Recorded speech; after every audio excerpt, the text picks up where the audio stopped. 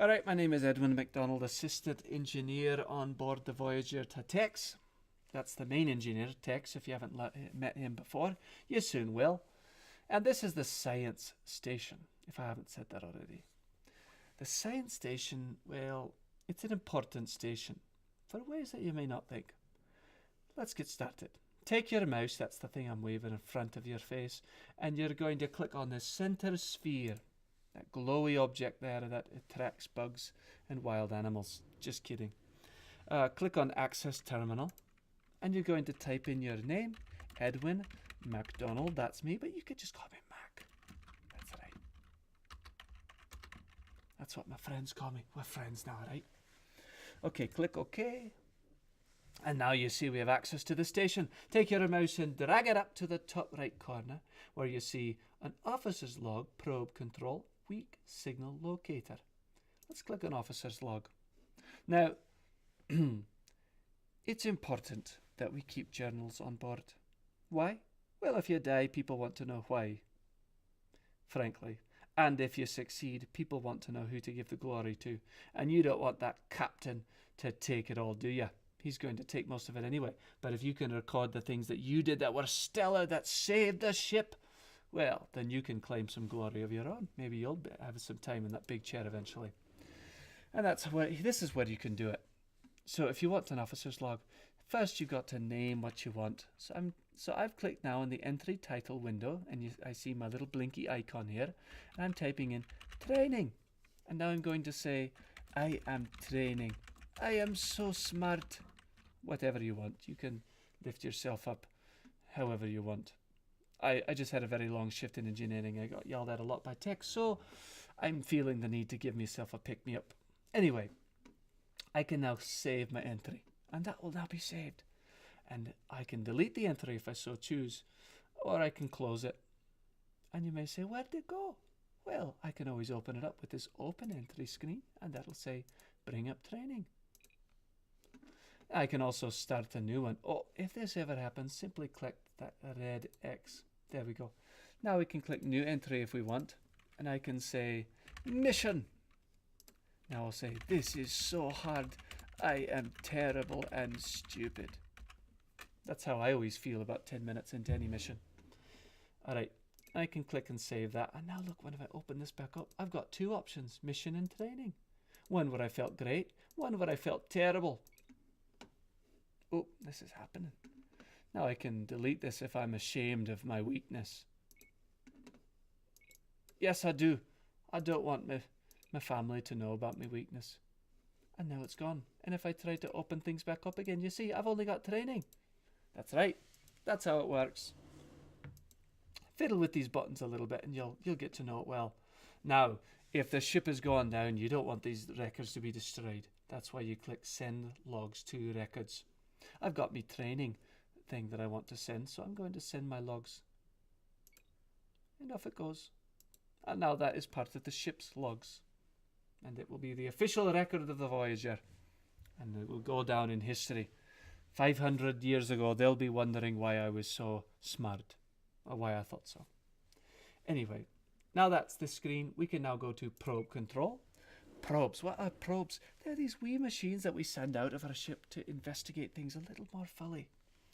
They're very important because sometimes there are dangerous places that we don't want to go into, or places where our sensors just aren't up to snuff and we need to send something in there to augment.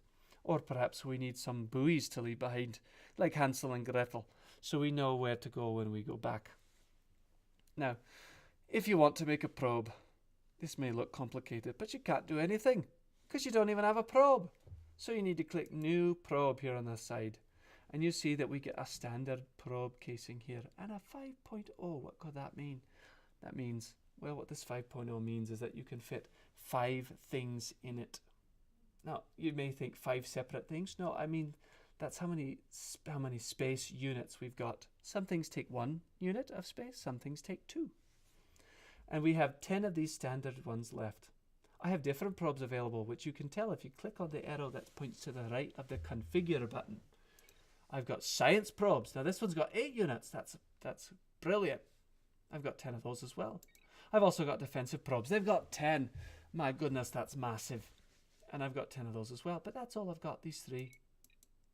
Now, if you've clicked on this button by accident, you can always cancel probe.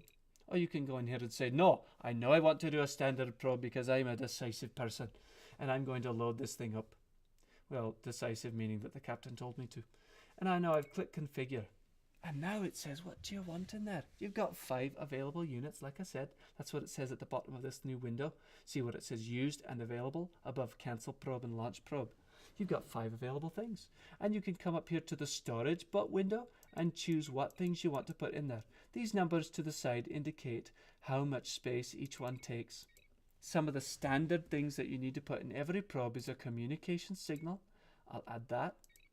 And probably, but not always, you're going to want to put something to give it some eyes, a sensor array. And you see how I'm doing that. I click on the object. Oh, and you notice that when I click on it, it tells me what it is. That's great because now I don't have to go through all of them. In fact, what I want you to do in your mission, one of the first things that you do, usually right at the first, because that's when nobody's getting shot at, or you're not encountering a very tricky diplomatic situation yet, is you're going to want to go in here and look at every single one of those and figure out what they are. And if you don't know, even after you read it, go ask the staff member on the bridge. This sensor array is very handy because now the probe can conduct scans up to 1 light year. So it can tell you what it sees. So I usually make that standard, and I can add it by clicking add. If I come down here and click that, you can still see what it does, the communications array, and I can remove it. But if I don't have a communications array, guess what? I can't send any signals. So you need to look through these and figure out what they do so that when the situation arises that a probe might be handy or useful, you can suggest it to the captain or first officer. Remember, don't ever talk to the captain straight away unless your job demands it. You need to be raising your hand and talking to the first officer usually when you're doing probes. The first officer will tell you the captain's orders, and then you can relay your findings back through the first officer to the captain. Now, let's say this is all I want. I want me a sensor array, I want a communication signal, I just want to send it out. Now I can launch the probe, and I can name it. Let's call it Charlie. I don't know, you can name it whatever you like. Charlie 1. I have a dog named Charlie when I was a kid, so that's what I'm going to name this guy. Charlie 1. Submit. Oh, that pops up again. And look, I've got a launched probe, Charlie 1. And if I had more that I'd launched, I could see every single one here. Now you understand why you have to have a good name so that you can differentiate if you have 10 or 15 or 20,000. Well, you can never only send out 30, so that will never happen, but whatever. You get the point. If I click on Charlie, you see that now I know how much equipment is in it. And I see what configuration it was as well. And now I can tell Charlie to do things. If I'd given it a signal jammer, I could make it activate. If I'd given it a tractor beam, I could make that activate. If I'd given it weapons, perhaps I could fire at something. Now what does Charlie see? Well, that's what this sensors array is. He will see things because, well, I gave it a sensors array. Now, there may be things that it sees that you want to know more about. At that point, what you'll do is you go down to probe query. See the probe query down here? Query means question, by the way.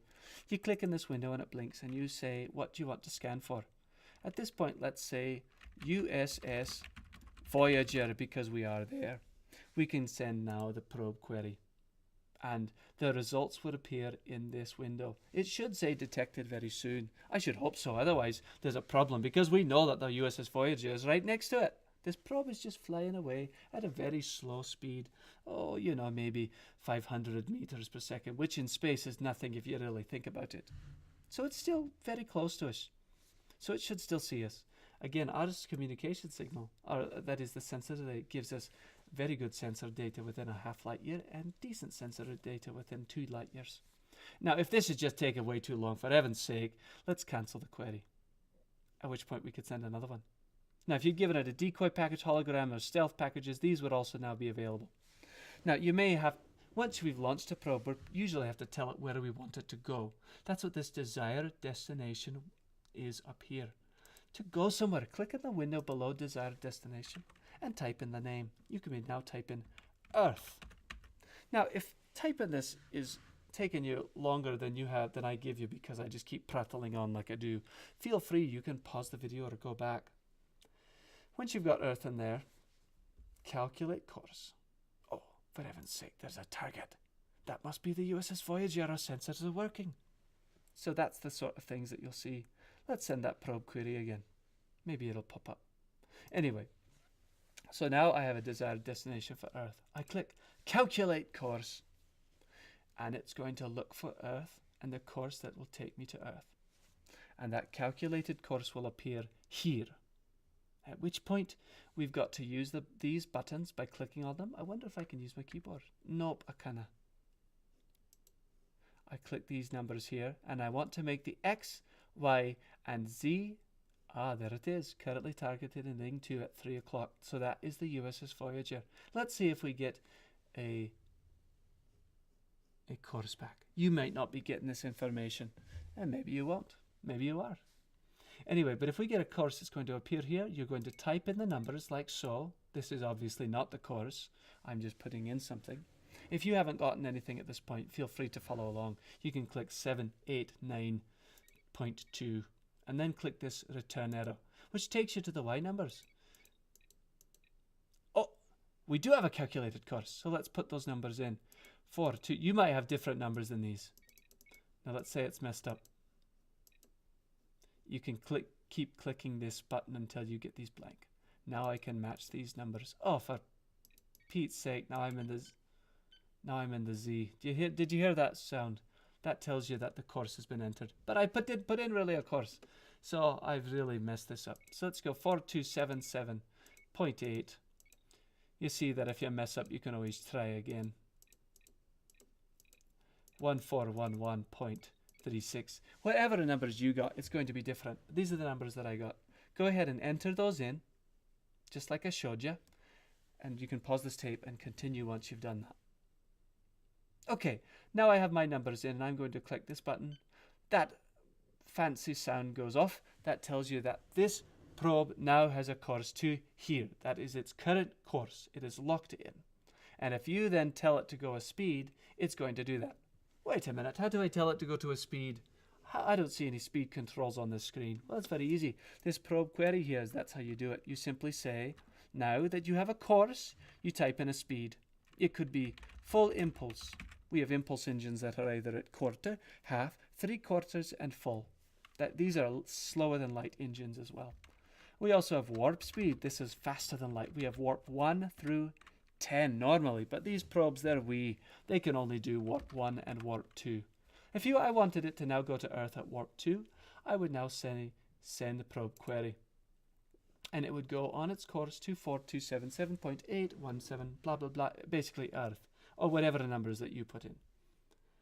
And now we should get a query saying that it has engines now activating. You see that? All right, so our probe is on course to Earth.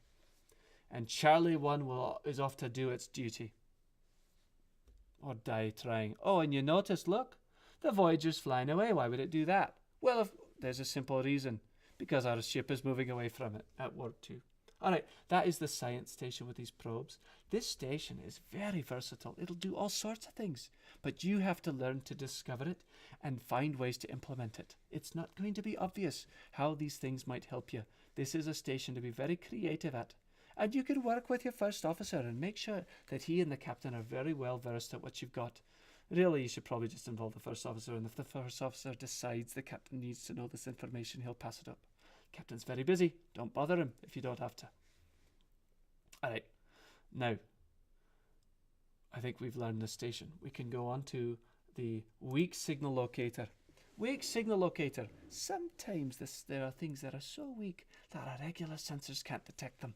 Like cloaked ships, or tiny radio systems that are like 1960s technology from some primitive species, or perhaps there is someone whose power is down and that this is all the power they've got. They can't send anything out, and this is their last gasp at life. You can locate them with these. You click scan. A scan goes out, and if there are any weak signals out there, they're going to pop up. Oh, we found one! Good heavens! This is actually pretty rare to find one of these. But we've got one. We can click on it and we can see that it's a frequency. A Romulan general frequency with a strength of 10 amps. Good heavens, if it's a Romulan frequency, it could be a cloaked Romulan ship. That means bad news. Something like this needs to be reported to the first officer immediately, who would then probably forward it to the captain. Now, this isn't actually a Romulan ship because, as you see, it also says here, other information. This is a standard Federation training signal. So it's just a training signal. There's no real Romulan ship out there that's about to kill you. Or is there? No, I'm joking, of course. It's just a training signal. Alright, now we can also scan for weak signals inside the ship. This might come from an intruder, or because there's some sort of malfunction and it's emanating radiation or signals that we don't really want to happen. You can look for these with switch to internal. Simply click switch to internal, we see our ship, and now we click scan as before. And we're going to see a red dot appear or not, depending on whether or not there is one. And we can then click on that red dot again to find out more information about it. Usually the weak signals, locating them and finding out the basic information is just the start of the investigation. So you really got to put on your thinking cap and your Sherlock Holmes monocle, I don't know what else Sherlock would wear, and get to the bottom of what these are. Anyway, there are no weak signals inside the ship. In my training, there might be for you, who knows? And so I feel better about my situation in life. And I believe we have now covered everything on this station, at which point you may now stop this training video and raise your hand to inform staff that you are ready to move on to something bigger and better. I probably shouldn't say that. Not better. All the stations are good. Anyway, Ed McDonald, signing out.